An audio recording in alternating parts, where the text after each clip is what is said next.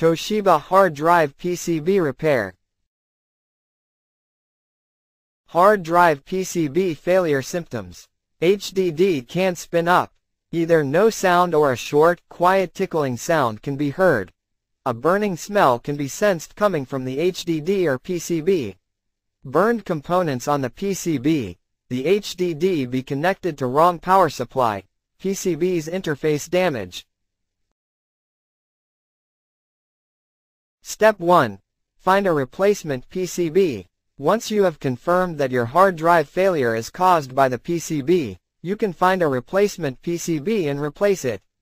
The replacement PCB must have the same PCB number as your original PCB, as shown in the image above.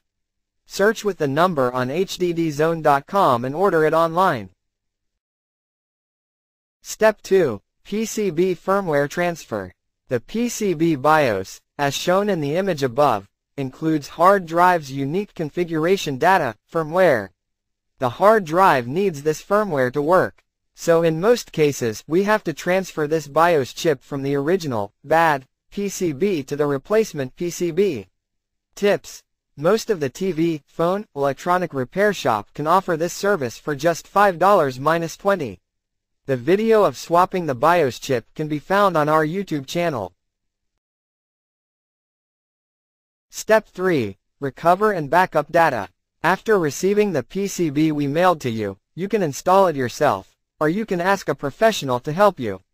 After the PCB replacement process is finished, connect your HDD to your PC and restart your computer. You will be able to recover data from your HDD now. Contact us. Please feel free to contact us if you have any questions. Email, sales@hddzone.com. Website, https://www.hddzone.com. Send clear photos of your PCB, both sides. To us will make everything easier. Email with attachments.